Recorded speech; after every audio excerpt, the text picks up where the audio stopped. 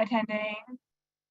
She's not hosting today, but she is listening to the session, and she will be participating in the chat, answering any questions that you might have. The recording, as well as the slides, will be emailed to everybody in a few days after the webinar. And we are holding the meeting today in meeting mode because we want our network to get to know each other. We invite you all to be on camera if you're able to and you wish, and to introduce yourselves and say where you are from in the chat.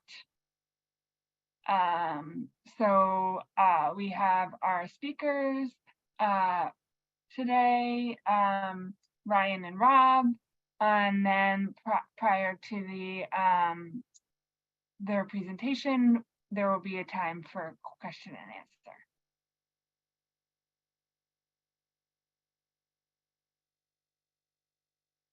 I think we need next slide.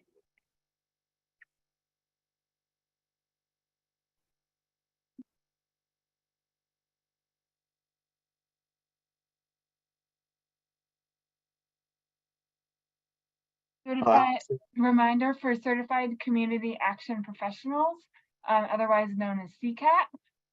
It's open for enrollment for 2023. The link is included in the slide.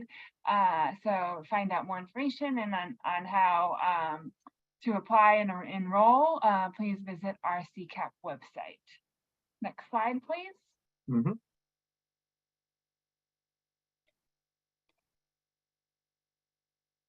So we like to include the promise of community action in our webinars. So I'll go ahead and recite that, and feel free to go along with me as well while you're muted. Community action changes people's lives, embodies the spirit of hope, improves communities, and makes America a better place to live. We care about the entire community, and we are dedicated to helping people help themselves and each other. And next slide. Now I will turn it over to our speaker, Ryan, and have him take the reins. Thank you, Ryan. Absolutely. Can everybody hear me okay? If you're good, just thumbs up. I am Ryan Christoph. I am the Director of Business Development with ICAST. I have Rob Foley here with me. I know just enough to talk intelligently about this stuff. Rob is the actual expert. So we'll be sort of tag teaming this a little bit. And the presentation today is sort of about multifamily WAP. Challenges, approaches, some things that might make your lives easier, some suggestions, and yeah, just an overview on how you might tackle multifamily WAP. And I'm Rob Foley. I'm an ERA baby. I joined ICAST in 2009 through some ERA funding. So I've been in weatherization now for 12, 13 years. I'm a energy auditor, QCI inspector, and just been working on all the ins and outs of WAP for those years, and in particular in multifamily.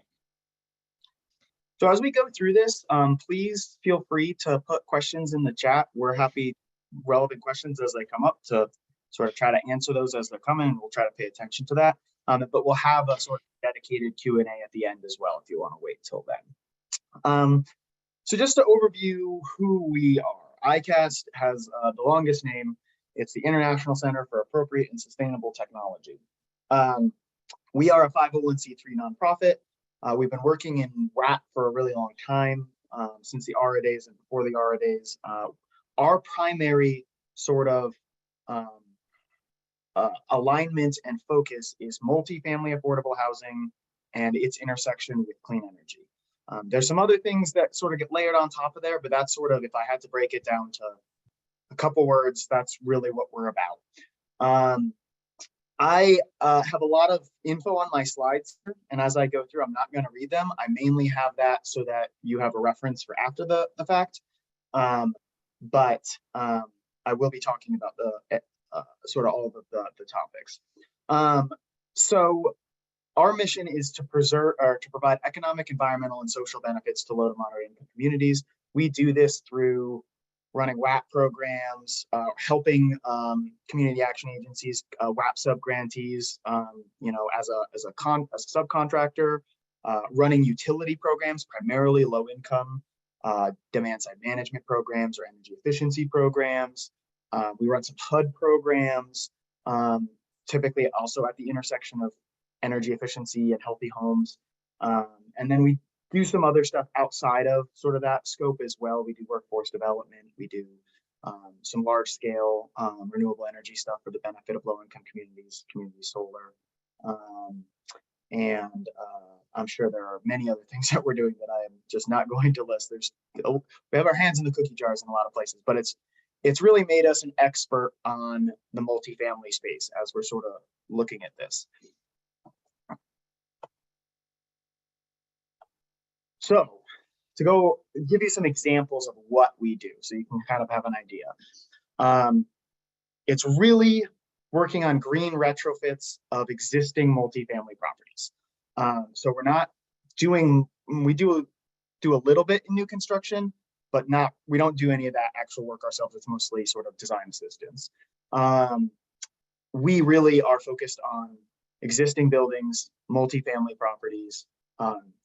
The vast majority of these properties are all low income properties, or what you'd call moderate income properties for some of our programs. We operate a one-stop shop. I'll talk a little bit more what that means later. Basically, short answer is we really try to make it as easy as possible for owners to do the project. We are a sub-grantee for the WAP program in New Mexico under the New Mexico Mortgage Finance Authority to run their multifamily statewide WAP program. We also have a HUD grant in New Mexico that is a Healthy Homes Production Grant. It gives us some Healthy Homes money to do work on those same sort of projects. So that one thing makes us kind of unique in that there's only a few states that have a sub-grantee that's specifically assigned to do multifamily. Colorado's got one in Energy Outreach Colorado, and there's 3 or 4 others, I think. But most states either just use the regular grantees to do multifamily or just ignore multifamily, pretend it doesn't exist. Yep. So I think it's less than, I think the last time I counted, I think it was like 6 or 7. So New York and California kind of have their own way of tackling weatherization program for multifamily. I think Vermont does as well. There's a few, but not many. Yeah, so we've been helping folks in this space in states that don't have these programs as well. So leads into the next one. Missouri, we're a Healthy Homes and WAP demonstration grantee. What that means is we're working with HUD right now to show how you can leverage HUD Healthy Homes funding and WAP funding at the same time. So we're working with some CAP agencies in Missouri to do that, and the public health agencies there to figure out how they might work together on projects. We're a Connecticut WAP barrier remediation provider. Basically, we're doing the Healthy Home stuff that for different projects in Connecticut. And then we're a low-income multifamily utility program provider in multiple states. Utah, we were running Missouri's, we're running New Mexico's, we have stuff going on in Washington, D.C. We run many utility programs. And that helps us leverage money for these programs, which we'll talk about. So, multifamily, and I'm not going to read these. This is just for you. Really, multifamily. Why are we tackling it? What are the needs of it? There's some benefits to working with multifamily, but from our point of view as a mission-driven organization, we see that multifamily is really often sort of the folks living in multifamily are often left behind by a lot of clean energy programs. And that's not necessarily by anyone's fault besides just program design doesn't serve them that well. That's for utility programs, that's for weatherization programs, that's for, even some of these other DOE programs and state-run programs. Multifamily is just often sort of a problem child. But a lot of the low income population lives in multifamily. And the most low income folks really disproportionately live in multifamily. If you get down to the 30% AMI folks, those folks are predominantly in multifamily. We've seen that multifamily has some upsides there. One, you can serve a lot more families for the money. This is something that we're sort of proofing to DOE right now, and we think that, you know, with the dollars, you can really serve twice as many families in multifamily as you could single families. And multifamilies, and part of that is that multifamilies are sort of have access to resources that single families don't. Single family owners, low income single family owners don't. They're often professionally run. They may have expertise. They might be willing to do what I would think of as cooler, sort of more cutting edge projects, working with stuff like DER technologies and you know, all of cooler, deep retrofit sort of energy related projects, where a single family owner just would not have the resources to do it, and it would be a lot over their head in most cases. So why do we serve multifamily? It serves the right people, like I was just saying. A lot more disadvantaged groups live in multifamily. A lot of disadvantaged groups are renters. This includes BIPOC populations, a lot of disabled individuals, low-income seniors, struggling veterans. These groups are all disproportionately made up in multifamily housing, you know, there's a lot of barriers to serving it. It typically costs less, you know, even if you're not leveraging all the money that we're going to talk about trying to leverage and trying to get owners to chip in and all that stuff. It's just less square footage. Often there's volume efficiencies that you can do on those projects. It costs less per family. And then there's a lot of, most of the market has not been served. So there's a lot of multifamily that still needs to be weatherized. There's a lot of affordable housing out there that could use this work, could use weatherization program assistance, and there's a lot of people to help. And intake can be easier. It can be much harder as well, but it can be easier. And what I mean by much harder is that if you're doing intake the same way you're doing with single family, you're spending less money per unit, but you're spending the same amount of effort on intake as you would for single family. So it can be really painful. But there are ways to sort of make this more efficient, which we're going to talk about. So we'll get right into that. Why doesn't WAP do much multifamily? Square peg and a round hole. The program is really designed much more for single family properties. How it's run is different for multifamily than for single family if you're doing it at scale, if you're not doing one-off things. And most multifamily served through the WAP program is actually single family. It's, you know, 5 duplex properties, you know, something like that, where it's a little bit different, but you're really following the same single family rules, and you may have some challenges in still working with ownership and stakeholders. But you're overcoming a lot of the barriers to working with multifamily because it's not technically multifamily in DOE size.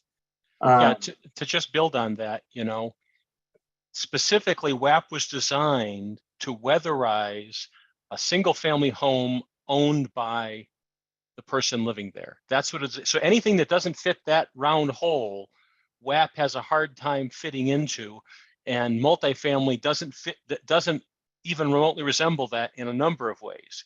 And so you've got structural things both in intake, in the measures that you're doing, in your inspection process, in your record keeping, that are all designed for this concept that we have a client who asked us to come serve their home that they own. And so whenever you don't have that circumstance, it just becomes a friction point and a frustration point, because the program wasn't designed for other things. And so you've got to figure out this path but where you're doing these things in an efficient way using a program that wasn't designed for it. And so we'll talk about that as we go on. We'll get right into it.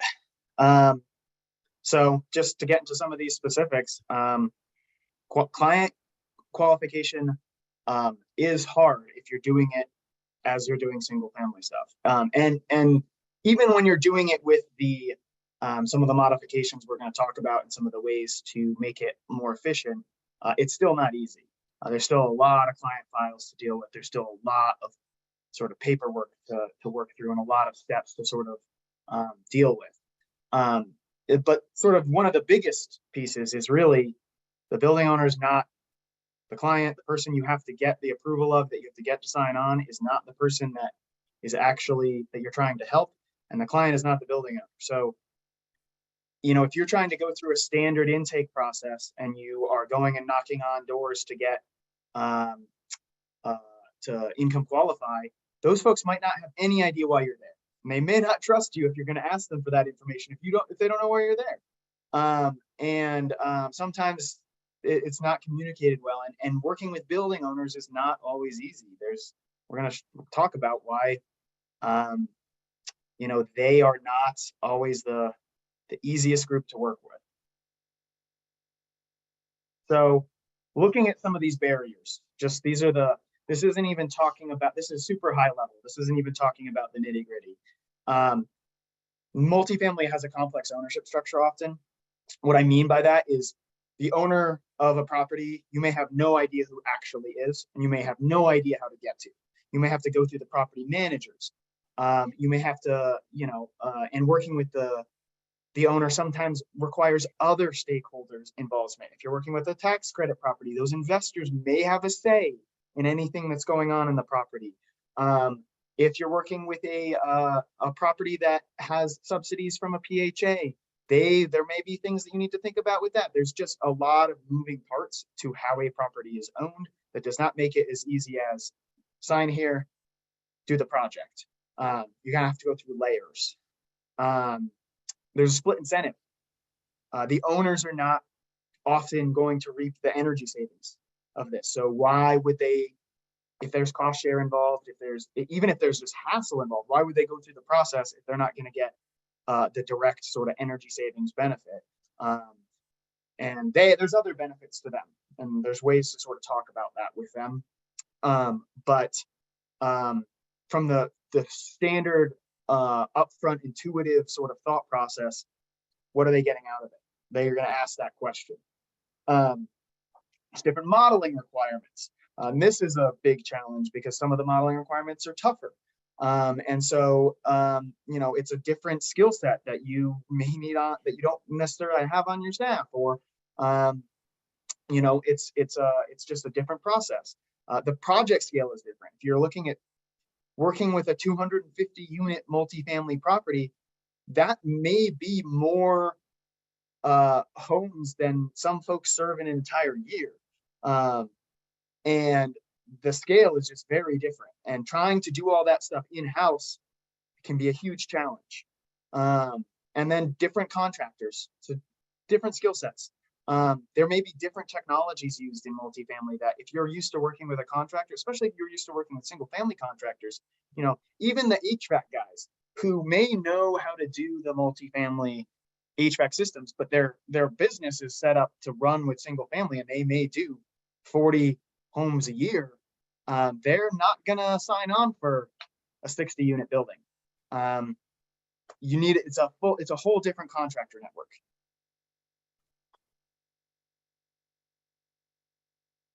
And then there's implementation challenges too. So like, even when you have all those barriers up front, even just trying to do the projects, there's challenges. For a lot of the modeling requirements, you need utility data as a baseline to calibrate the energy model. Getting utility data from a multifamily property is not always easy. In fact, sometimes it's absolutely mind-bogglingly frustrating. That can be a huge issue. Leapfrogging measures. What we mean by this is the owners may like and want to sign on to getting the windows because there's some aesthetic value of those windows that they see, but they don't want the air sealing. And we did the audit to include that. So now we have to go back and readjust everything. And, you know, every time that back and forth happens where the owner decides, oh, I want to do this, or oh, I want to do this, because it's a negotiation with them a lot of the time in building that scope of work, it can just be a tremendous amount of extra effort to get the DOE requirements needed. And then knowing yeah, go ahead. And of course, you're not allowed to leapfrog measures, right? That's one of the prohibitions, is you cannot do a measure that is less cost effective than another measure. That's what leapfrogging means, right? Is that you have to do the most cost effective measures first. And so sometimes you're going to have that friction with the property owner where he says, like Ryan said, I want to do windows. I don't care about air sealing. And it's like, well, the rules say you have to do the air sealing, or you have to do the duct sealing, or you have to replace the refrigerators before you can think about replacing the windows. So part of that is that back and forth and that educating of the property owner that this isn't a grant program. People think that WAP is a grant program. It is not. Or if it is, it's a very sophisticated, complex, rules-based grant program. And so you got to follow the rules. You don't just get money to do whatever with what you want. And we got a question from Chris here. This would be a good time to let him chime in. Can you hear me? Yep. I just, it's more of a comment. We've done large scale multifamily projects under our low income program, and we've completed the projects. We try not to tiptoe in between, you know, what is, you know, funded from the utilities, like the program guidelines from the utilities as to what's, you know, DOE approved. And we try to do everything under the guise of our field guide, which is based on the SWS and all DOE approved measures. And we've been very successful in doing these large multifamily units that could potentially be approved by DOE. No sweat. I mean, our contractors are the same contractors that are doing the stick-built residentials that are doing these large multis. And I mean, we're getting every unit and every, you know, the large attics and the big basements all up to you know, DOE guidelines, and it hasn't been difficult for us. Some structures are not able to have that done, so it's on a case-by-case basis. But I mean, it has not been difficult for us to do large projects and be able to follow all of the WAP guidelines. The only exception to that is if the unit doesn't have, it's not all subsidized and it's not all low income. So we meet that criteria of the percentage of tenants there that could qualify under the program. But I just wanted to throw that out there to say that we've been successful in doing that. That's great. That is wonderful. And DOE has been telling us for like the last 7 years that we should be spending 20% of our budget on multifamily, and nobody's doing it. So you're the outlier, Chris. Good for you, right? We need to get everybody else up to speed. Well, we're not necessarily using WAP funding, WAP DOE funding on these, only because of the amount of paperwork that's being brought into it. But if it was not such a arduous, time-consuming, and cumbersome process, we certainly would. Yeah. I'm with you all the way. Some of the most successful programs out there for multifamily are folks that aren't using the DOE money directly. So like Washington State has a great program where they have all these different funding streams, and they try real hard to make sure that they use the correct funding streams with the least strings for the right projects, which is very smart.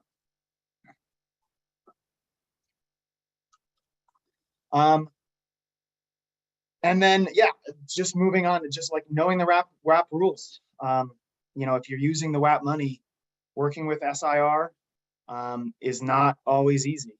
You know, you gotta only use measures that are on the list of measures with the cumulative SIR of 1. And so it can be a challenge looking at some of this stuff to do that. And Rob's going to get into how we've been really creative about that in a few slides here. So how are we doing? So now we've talked about some of the challenges, and this is sort of the very, very top level that's not going to be super helpful for folks. So just know that. Our process is a lot about outreach and education to start, and so that's not helpful either. That's very broad. What I mean by this is you have to be proactive about reaching out to multifamily owners most of the time, instead of them coming to you, getting on the list, wanting to take part in the program. You have to convince multifamily owners to go out there. You have to proactively go out and knock on doors to get them to sign up to a program at scale.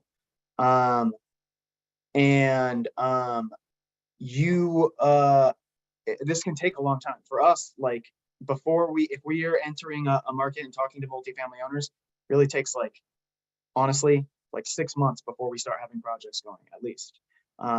Because there's back and forth, because you have to go through the stakeholders and you have to find the right people. And working at scale takes a year, to be honest. And so this outreach and education process, we'll get into sort of the weeds on that, on what owners are looking for, what you need to talk to them about.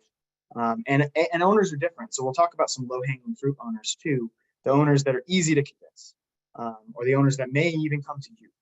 And so those will be the ones probably to start with if you want to get into this space.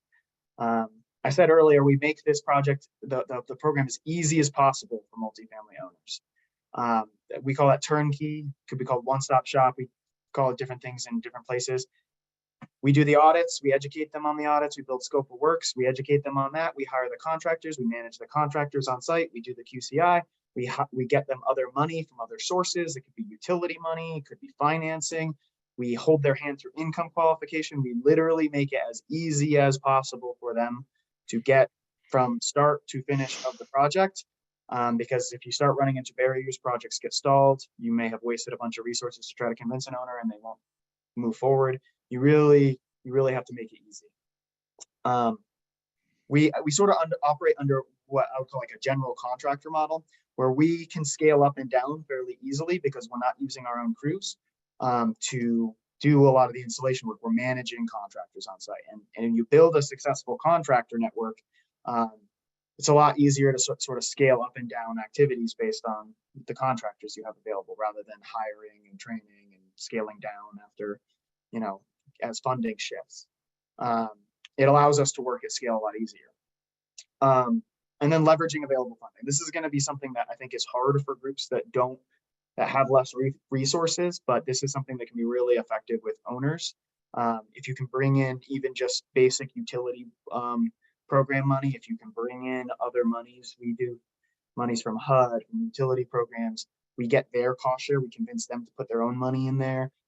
We look at financing incentives. There's a whole host of things that we look at, and I'll get into that towards the end of the presentation. All right, so multifamily, and we're going to talk about sort of the low-hanging fruit, who multifamily owners are, what multifamilies are harder, what multifamily properties are easier. Just the very most basic top level breakdown of multifamily properties is subsidized either by HUD or USDA. That could be Section 8, that could be public housing, that could be USDA subsidies, that could be HUD 202. There's a whole different groups of flavors of them. Those properties, tax credit properties, this is typically through your state housing folks. These are subsidized in sort of a different way. NOAAs, or naturally occurring affordable housing, these are properties that may qualify. The tenants may qualify, but they have no subsidy, and they just house low income folks. And then market rate, which would be the folks you don't want to target, where typically for us, it would be over 100 or over 120% AMI folks where they're living. And so looking at these properties, looking at these different sort of groups will help you target who you want to sort of go after to start, and who might be easier, especially if you're using DOE money.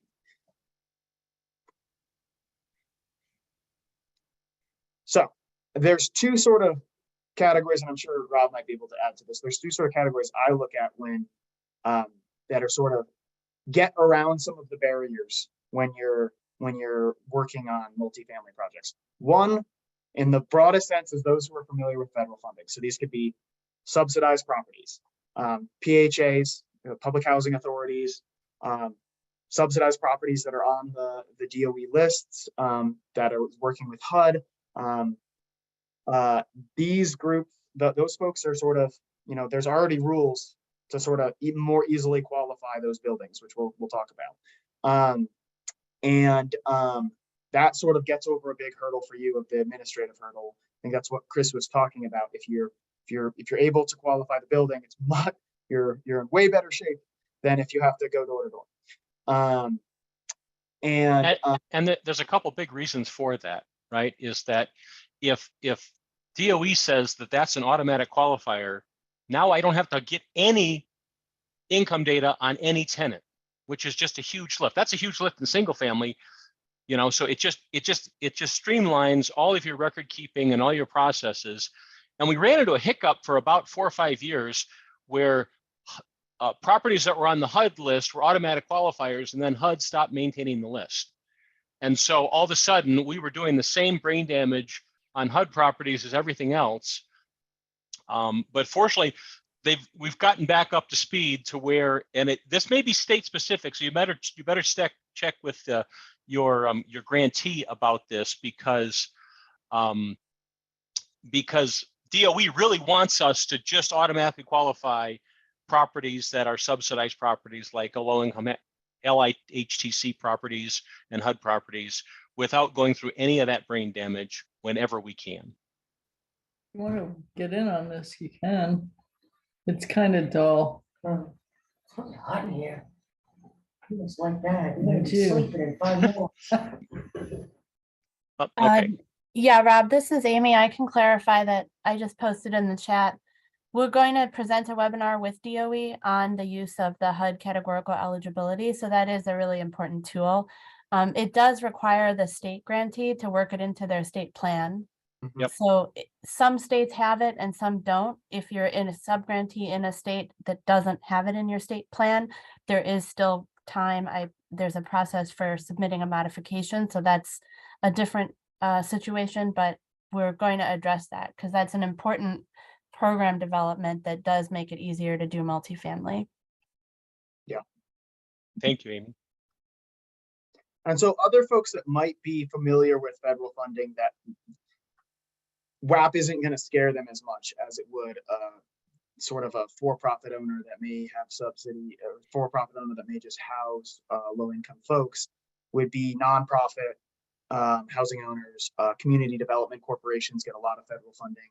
Typically, these folks are a little bit more accustomed to working with these kinds of programs. They probably have all their income eligible stuff set up already. They likely are doing work that's adjacent to this, and so it won't be as big of a lift. Plus, they're mission driven, so they won't be as tough to sell them. And working with these groups, I would really recommend sort of working with your state finance housing authorities or your state housing groups, even your affordable housing associations of the groups, building small partnerships with those folks. They can open the doors for you. They can point you towards the properties that need it. They can point you towards the properties that want it, in ways that, like, trying to navigate through researching this stuff or hoping that folks will come might not. It might lower the outreach bar for you to sort of work with the mission-based folks that are working with federal funding. The other folks that I might think about targeting are those that are already looking at WAP adjacent upgrades. This sort of removes the barrier of having to sell to the owner as much. So in my mind, these are folks that are working with utility programs primarily. That's the low hanging fruit. And some states are really good about this and some states are not. So or even utilities is actually the better thing to say. Some utilities are better about this. Some utilities, the funding's already braided in. There's already a whole piece there. Some utilities are pointing towards the agencies and saying, hey, whoever's running this multifamily program, you have to go talk to the agencies while you're doing these projects. ComEd in Chicago is doing that, where they have a program where the implementer for their multifamily low income program is sort of mandated to go and work with the community action agencies, bring them projects, make their lives easier. And so building relationships with multifamily utility program providers, whether that's the utilities themselves or if they have a third party implementer, can be super beneficial in that it sort of, again, removes some of that barrier to having to sell projects, because you get to tag on to projects that the owners already want. And there's a couple new rules that qualify properties that in the past we haven't been able to qualify. One is for shelters. Shelters are now, or transitional housing is now eligible for WAP funds. That's a brand new development in the last year. And then another is gut rehabs where you have no tenants. That WAP now has a rule that as long as the tenants are going to qualify when they move in, which, you know, with a lot of rehabs, they're dedicated to low-income people, within 180 days of you doing the measures, you can have a WAP project. Those are really interesting. That shows DOE's flexibility in trying to serve this target housing market in ways that we haven't in the past. In the past, if somebody had a gut rehab, we literally had no tenants to qualify. So how could we qualify a project? But now, because they've recognized that, and so those are a couple new markets that we are looking at where we serve our clients that we haven't in the past.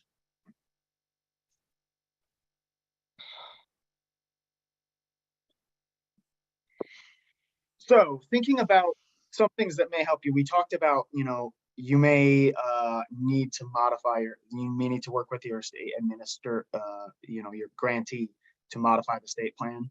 There are several modifications that can be made when you're looking at a multifamily program that can make your life a lot easier.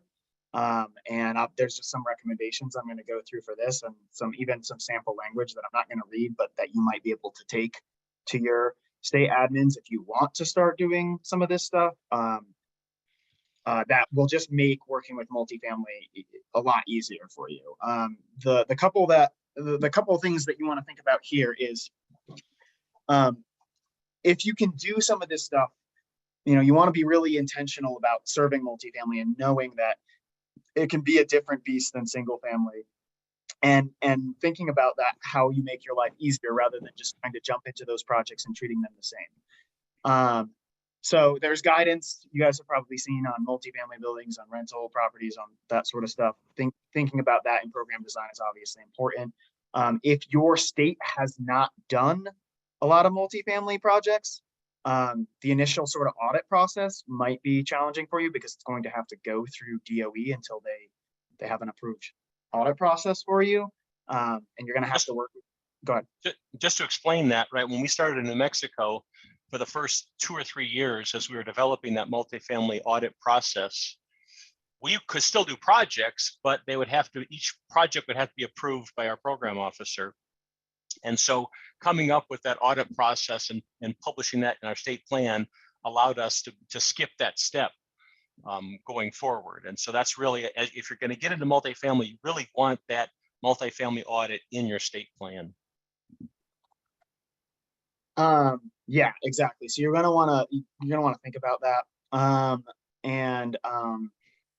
You want to work with the state admin on that to make it. Otherwise, it's just, if that process never gets really approved, then your life is always going to be harder. One of the other things, obviously, is work with the state. We touched on this already, as on some of those eligibility requirement changes for multifamily. I believe some of that stuff you need in your state plan to utilize some of the program notice 22.5 on how those buildings are qualified. You want to make sure your state grantees are they're in the know about that, and that stuff is available to you, and that you can qualify buildings that way. It's, as Rob said, it's much easier.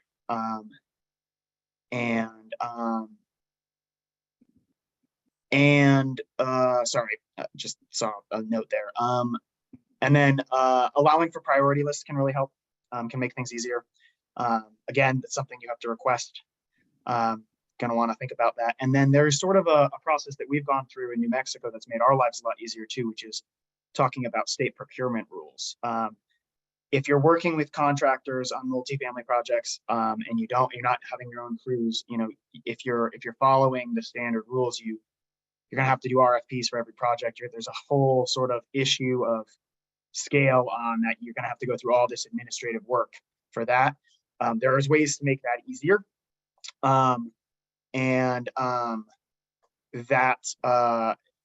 We'll talk about that specifically here in a second.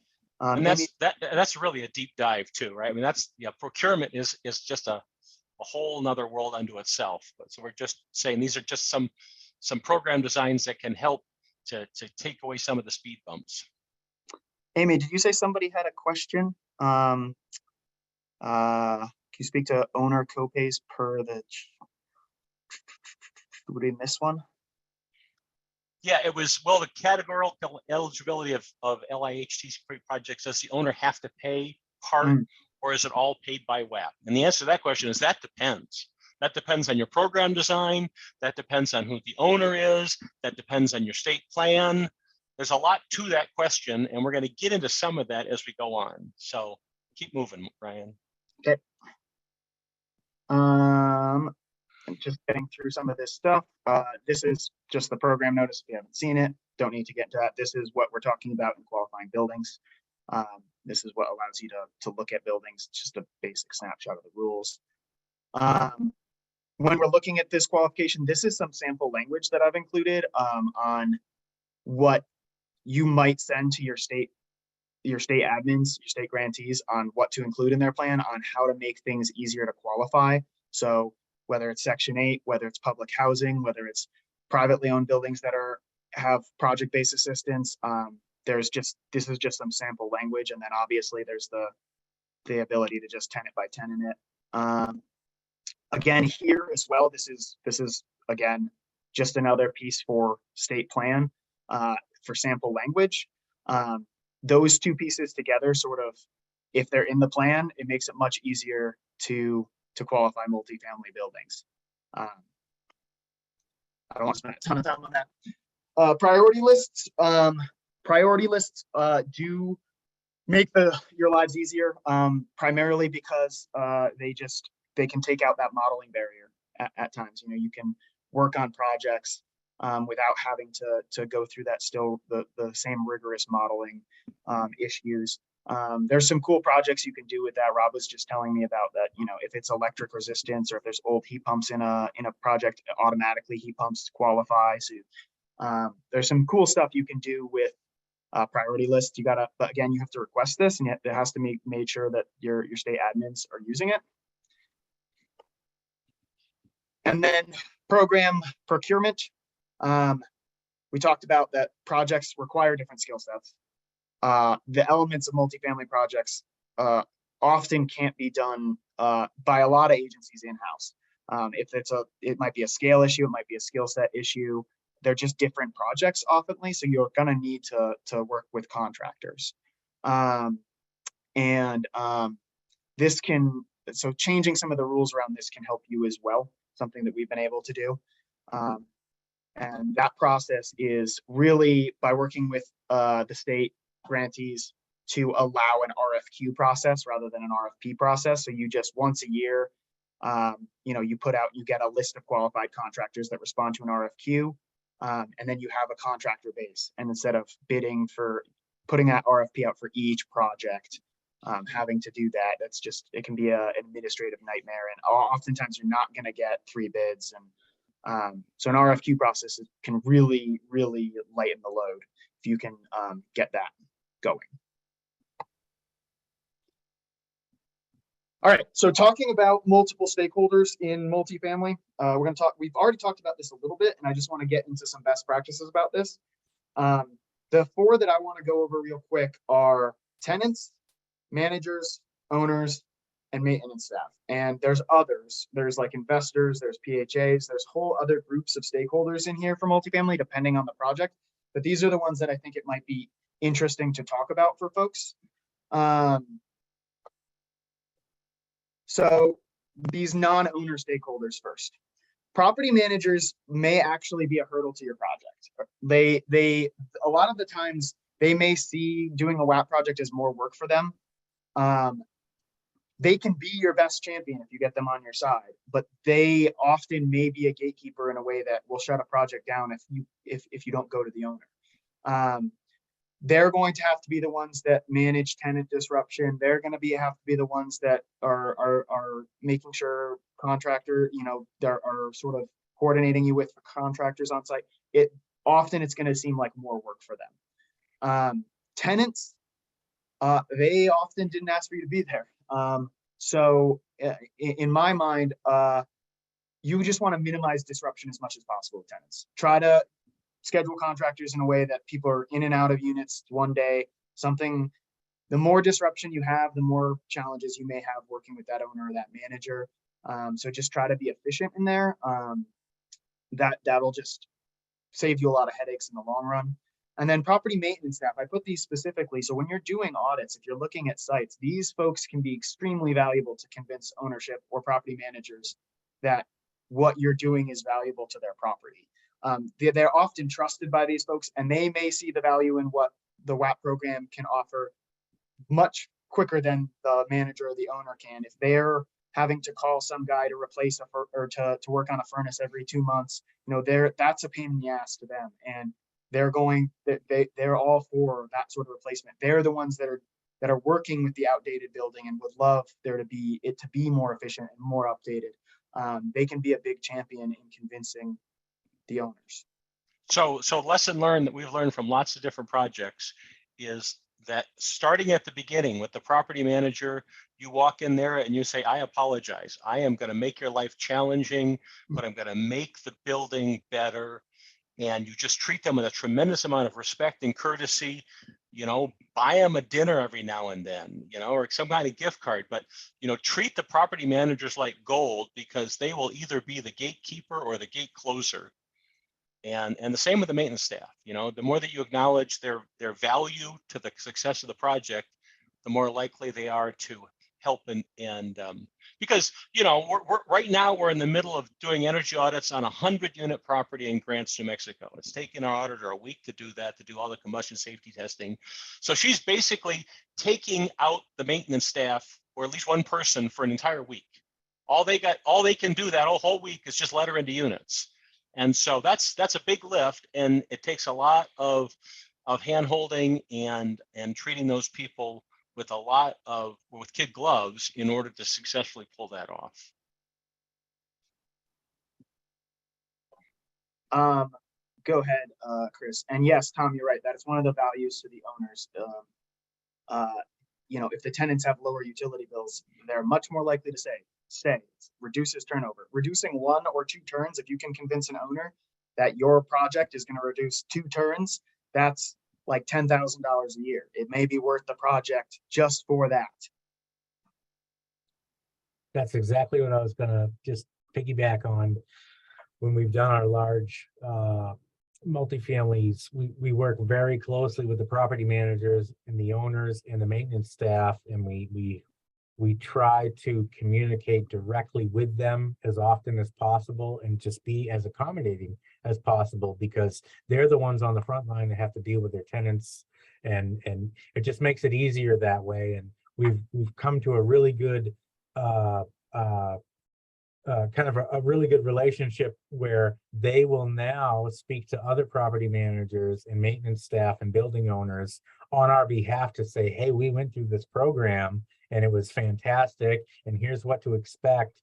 So now, because they go to their own meetings aside from us, so they all know each other in their network. So it's really neat to kind of build that relationship, and word travels quickly, and they all trust each other too. So that's absolutely spot on. You gotta make them feel welcome. You gotta make them feel that you're going to work with them, and then they respond accordingly, and so do their tenants. Yeah, that kind of thing does not happen by accident. You have to intentionally do that. Yeah, and that segues really nice into the next thing. We're talking about multifamily owners and really building a relationship with them. And so there's a couple suggestions we have here, and on my next slide, you want to figure out what they're interested in doing. Because if you just go in and say, hey, we're going to do all this work, you're telling them what they want to do. Much more likely that they already have some project planned, some rehab planned that you can piggyback on and do a bunch of work with them, but you want to figure out what they're interested in, where their pain points are, what they care about, before you try to sell them the whole shebang. That's going to make sure that they feel heard and that you're sort of providing that value. You want to work with their experts. We just talked about maintenance staff. This could also be other referral folks. This could be their CPA. This could be if they're working with an engineering firm. This could be working with their contractors.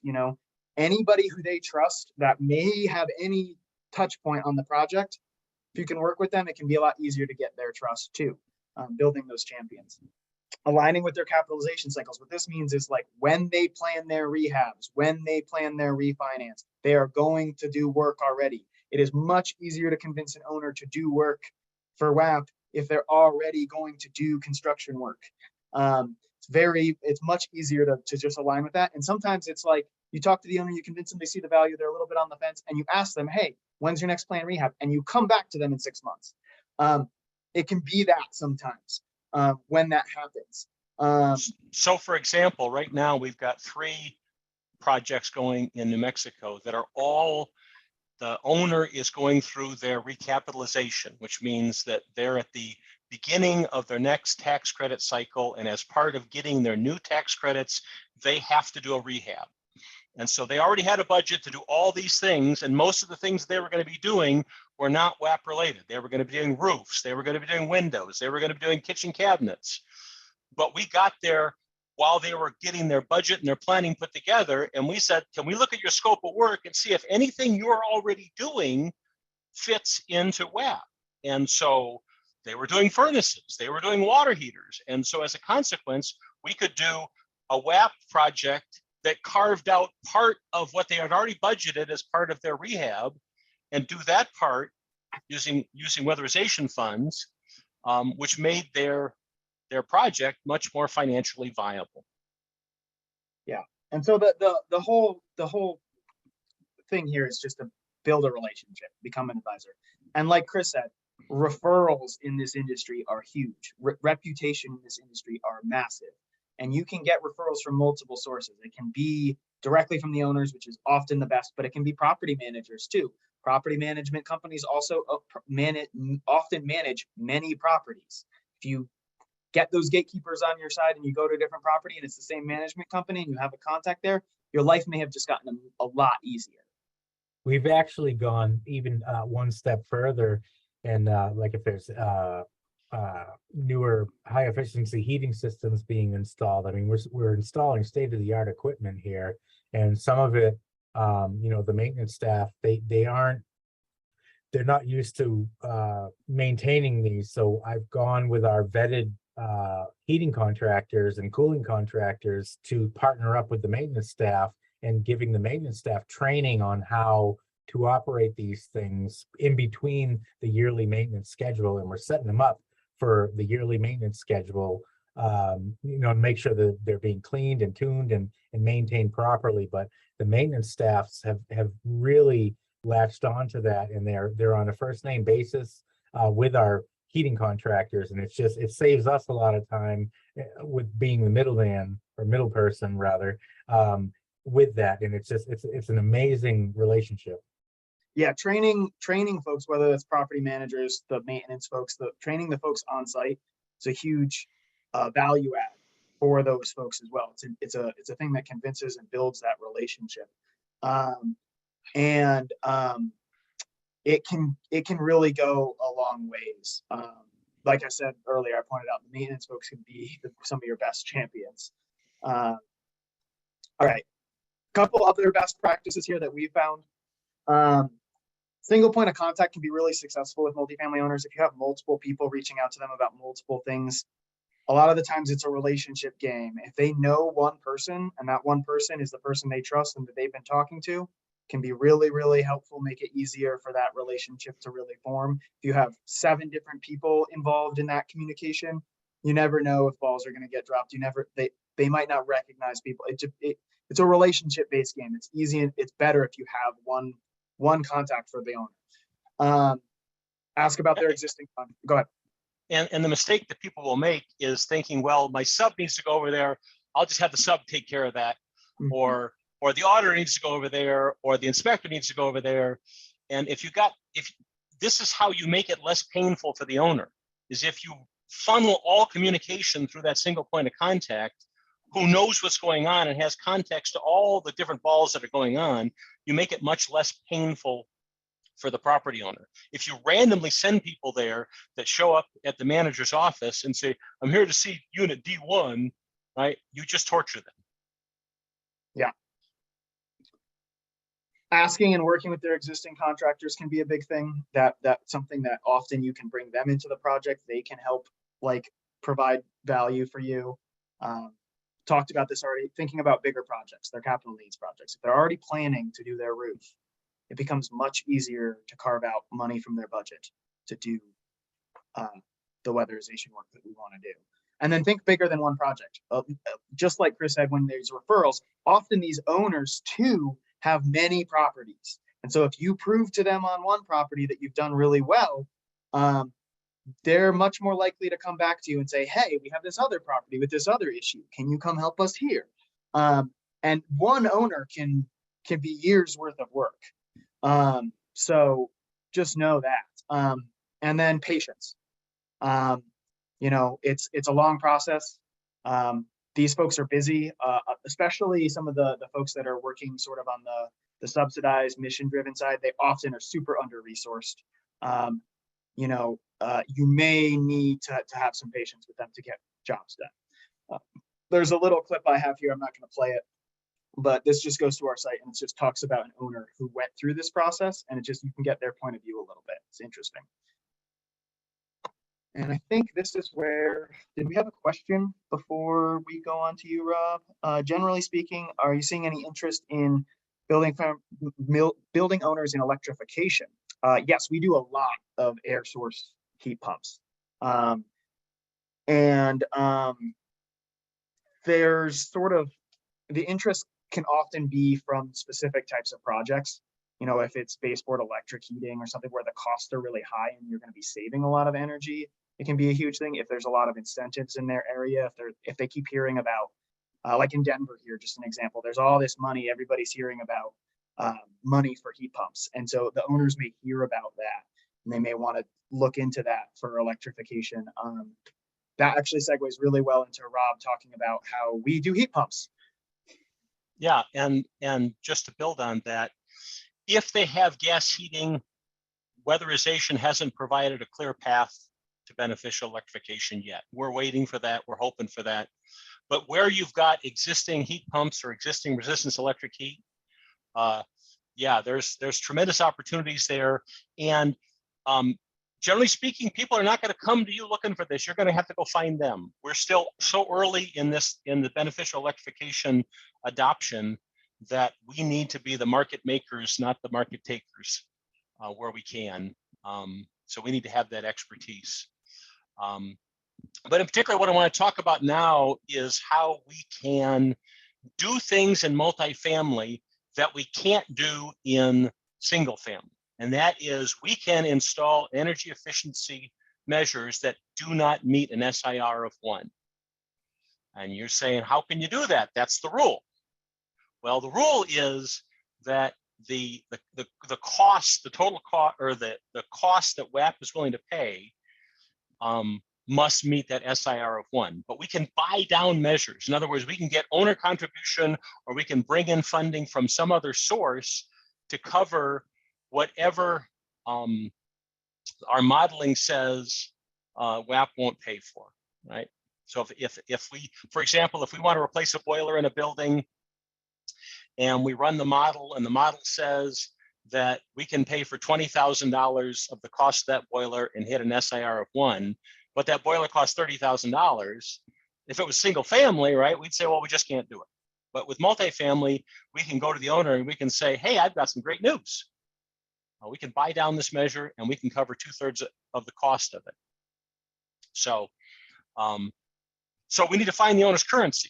In other words, we need to find out what's going to motivate them. Now, if in the example of that boiler, the owner is not paying the gas bill, in some way he's parsing out the cost of that gas to the tenants, he's not terribly excited about a more efficient boiler, right? Until it breaks, he doesn't care, right? But if it's 30 years old, we know it's going to break, although some boilers last 60 years. But if we can appeal to him and say, we can find you funding for the capital cost of replacing that boiler, because once that boiler breaks, you got to replace it. You're the one on the hook to pay for that. Then we can motivate them to participate. So part of that is just us communicating to them the value of these programs, because especially when we have that split incentive, when we have the owner is not paying utilities, the value for them is capital cost. It's not energy cost. And so when we can identify things that are going to be a big capital cost to them, and especially if we can, before those things break, like air conditioners or furnaces, if we can get them to proactively replace that capital equipment, we're helping them, right? So, but we got to find what's their trigger, what's their currency. We love doing heat pumps and refrigerators and furnaces and windows, but it's hard to qualify those measures, right? Especially in milder climates where we don't have a lot of heating degree days, it can be very challenging to qualify a furnace, for example.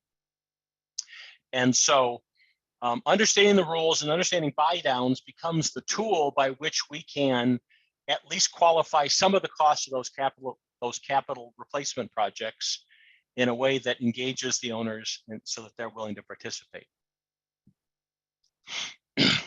So for example, here, this is in Española, New Mexico, 1970s construction. We had 70% furnaces, refrigerated air, and old aluminum frame windows. And so here, go ahead, next slide. Our modeling revealed that the furnaces almost qualified and the windows weren't even close. So in a traditional single family project, we'd say, sorry, wish we could help you, too bad. But because it's multifamily and because we had a committed owner, in this case, a housing authority, we were able to go back to them and say, well, here's the deal. Next slide. Something is better than nothing. We can't pay for all of it, but we can pay for some of it. And next slide. And then again, and the same thing we actually did these two projects about the same time, where we were able to basically cover 80% of the cost of the furnaces and about 40% of the cost of the windows. And the owner chipped in the rest in order to utilize DOE funding to replace what had to be replaced. They were going through a rehab. It's like, we got to do this anyway. And if you can bring us some funding, that's way, way better than us having to pay for all of this ourselves. And I think we leveraged utility money on some of this. We did. We leveraged New Mexico gas funding on both of these. But we also had to go to the owner. And this goes back to that earlier question. Does the owner have to pay something? Well, the answer is sometimes, and especially if it's something where we have to cover the 100% of the cost of that measure, and our modeling shows that we can only cover some portion,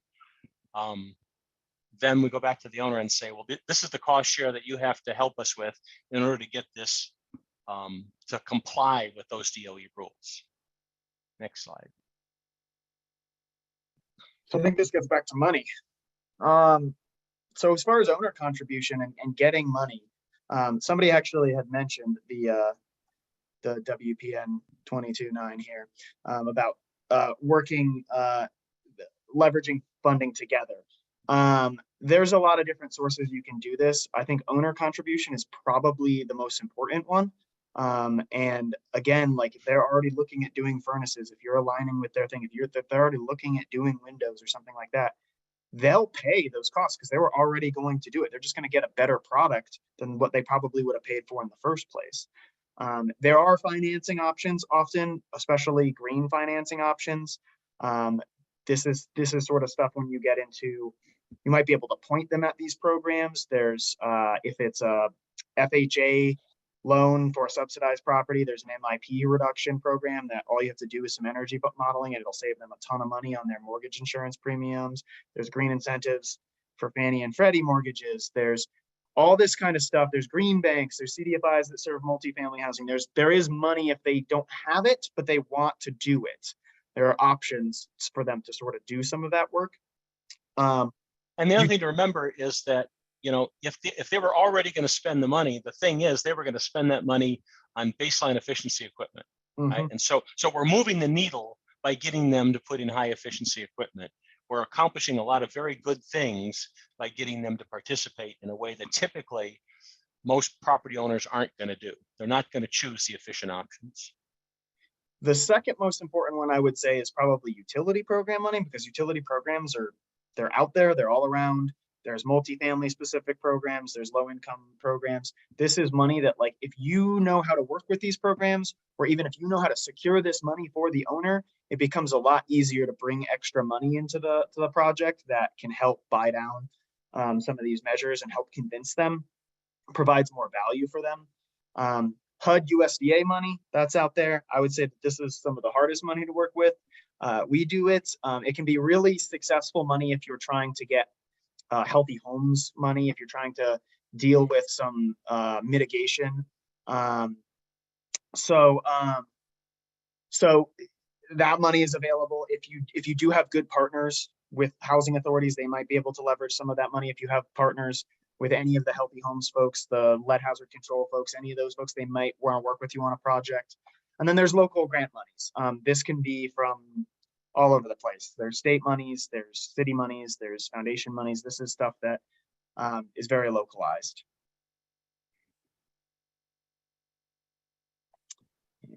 Why won't you move? There we go. So this is, I think, my last slide. ICAS just was recently awarded a WAP Enhancement Innovation Grant from the Department of Energy to sort of help to build a national coalition of stakeholders to promote weatherization programs in multifamily housing, in multifamily affordable housing. We want to show DOE that you can serve twice as many units for the same budget. And we want to try to do some of these really innovative DER solutions. We want to do heat pumps. We want to figure out how to sell the owners on renewables and all this stuff on these projects. And we've been doing this already. So we sort of have DOE backing to sort of help talk to specific agencies that might want help doing some of this stuff. And we already kind of have a line forming in the states and the agencies that want help from us. So we would really be interested in folks that really want to be committed to sort of pilot projects and figure stuff out, because that's sort of part of our program and our grant program. So if you are interested, don't hesitate to reach out to me about that, and I can connect you with folks. And I think that is the end of my slideshow. So we have 15 minutes here for questions.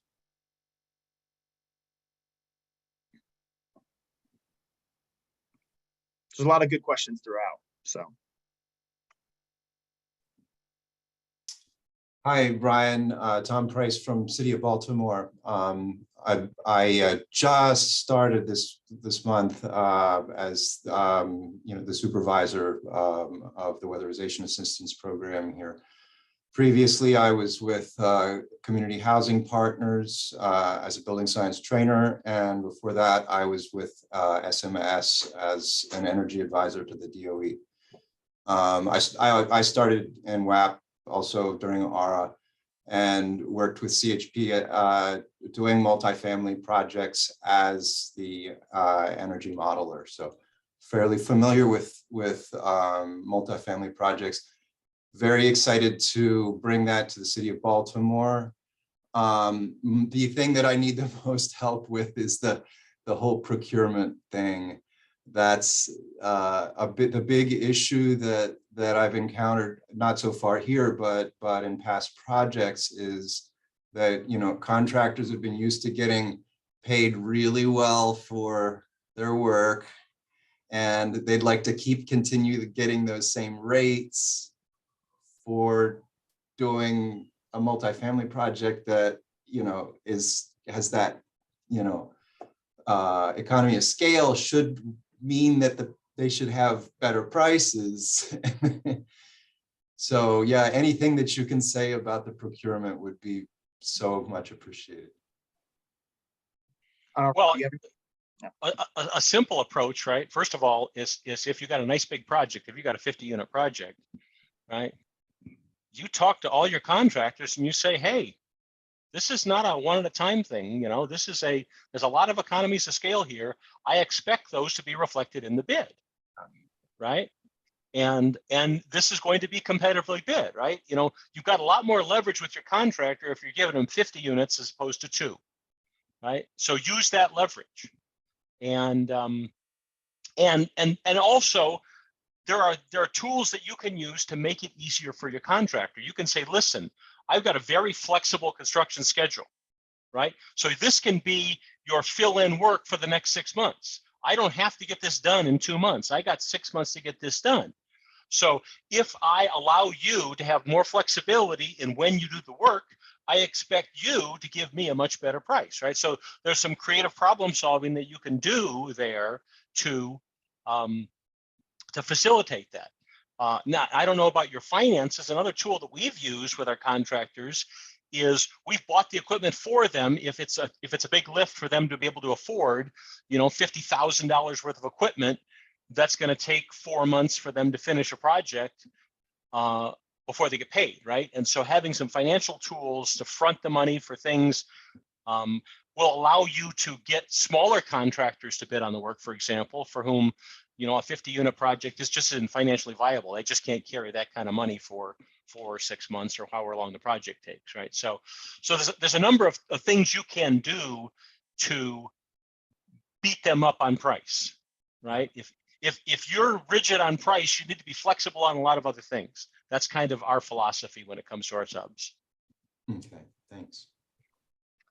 Somebody just put in, I was at a conference yesterday where they noted that the IRA would allow 8,000 per unit and up to 400,000 per multifamily to install heat pumps. Is anybody ICAST tracking this? Yes, my policy person actually is tracking this very closely. So there's a lot of opportunities coming through bill and IRA for weatherization work, and there's a lot of creative stuff that we're hoping will come out of it. For multifamily, one of the, I think, better suggestions that I've seen from folks as far as the policy work goes, or as far as some of this legislative funding goes, is a lot of folks are using their standard formulary WAP for multifamily and using the bill funding for single family with the rationale that they're getting around Davis-Bacon requirements. If they're using the bill money for multifamily, you're going to get stuck with Davis-Bacon. But if you sort of split it up in the best way, you can get around that. And that's really got to be the state that's looking at doing that. But you can always recommend it to that. But yes, we're following the money that can be used for heat pumps very closely. Yeah, the problem with the IRA funding is that for the low income part of it, this $8,000 per door, those rules are being developed independently by all the states. And so what I'm going to know about IRA funding may not be true for you because I'm focused on New Mexico. And so, I'm thinking that $8,000 number is going to be a fiction, unfortunately, in some respects, because the devil is always in the details. And while I absolutely want it to be true, until the state energy offices develop their rules, both for who qualifies and what equipment qualifies, we're all just guessing. But yes, I am, unfortunately, I tell our business development people every day, this project that you're looking at here is probably one that IRA funding would be really good for when we actually know what that funding is going to pay for in a year or a year and a half, or whenever each state agency, along with DOE, gets their ducks in a row. So absolutely, we're obsessed with it. But right now we know little, very little. Just like there's also the tax credit, the separate tax credit that is just for individuals, which is up to $2,000 per heat pump. But the rules on that are even kind of confusing so far. So there's a lot that these rule makers are working on right now. How all this funding is going to work together is still being hashed out. And actually, there's sort of opportunity for, you might want to look into, as Rob said, your state energy offices or whoever is sort of looking at these rules in your state, because this is sort of the time that there's a lot of sort of public input on a lot of that. My policy person is swamped trying to make sure that we're making smart rules rather than making ones that don't make sense, especially if you want to use this money for multifamily.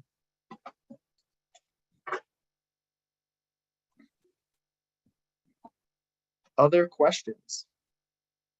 Got about 5 minutes left. Oh, I missed one from Maddie, it looks like. Is ICAS E&A grant based on partnering with local agencies directly, or are you looking to also partner with grantees? We're looking to partner with both. So both state admin grantees and agency subgrantees. In some cases, it's we found success with either model. So so both.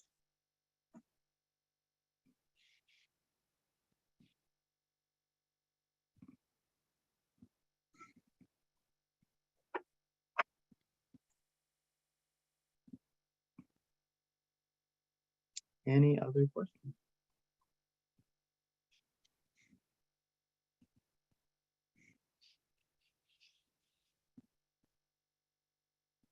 Going once.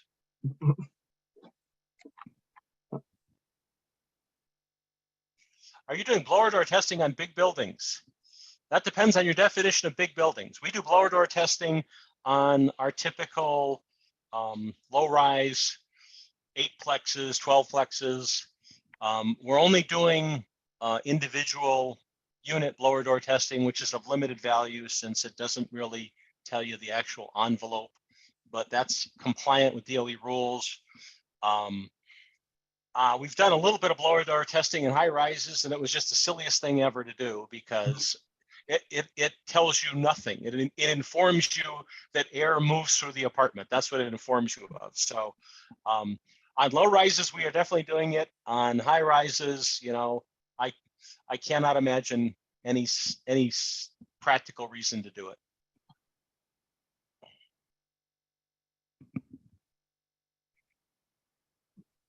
And of course, you know, one of the big differences between multifamily and single family is that while air sealing is a phenomenally valuable measure that is worth all the time and effort that you do in single family, it is of extremely limited value in multifamily. The nature of the construction really doesn't lend itself to remediation, right? And so even if you've got a really leaky building, sealing up those leaks is many times very difficult.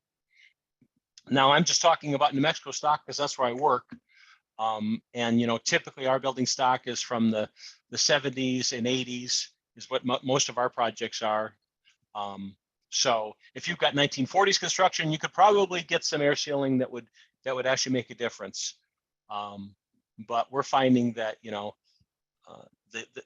you can spend a lot of time testing to see what things you can't fix. Right, and so that we're kind of limited, or that's kind of our pragmatic approach when it comes to air sealing and blower door testing.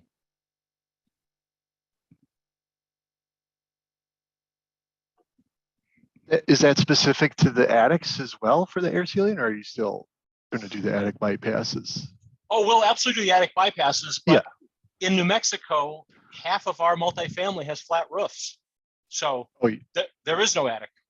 Yep, that's a different animal. Yep. Yeah. I was going to ask earlier too, just about the contractors. I know you mentioned that you have different contractors or crews that perform the work on multifamily versus single family.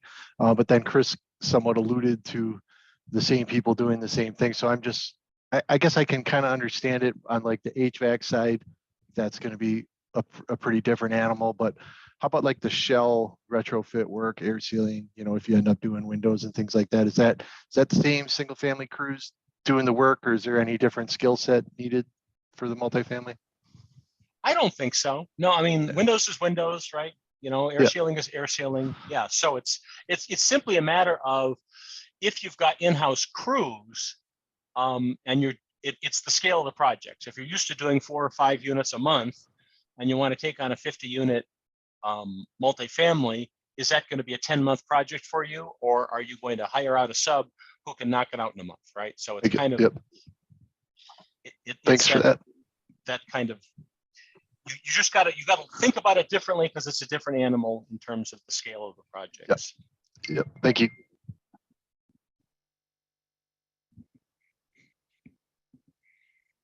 Good questions. Yeah, well, I think we're at time. Thank you, everybody, for attending. This has been nice to talk to you. And if folks do have questions, don't hesitate to reach out to me. Rob, I don't know if you want to throw your email in there. Nah, leave me alone. Okay. Yeah, you can email me, and if I have a technical question, I'll go to Rob. Yeah, thank you for spending the time today, and yeah, it's been a great session.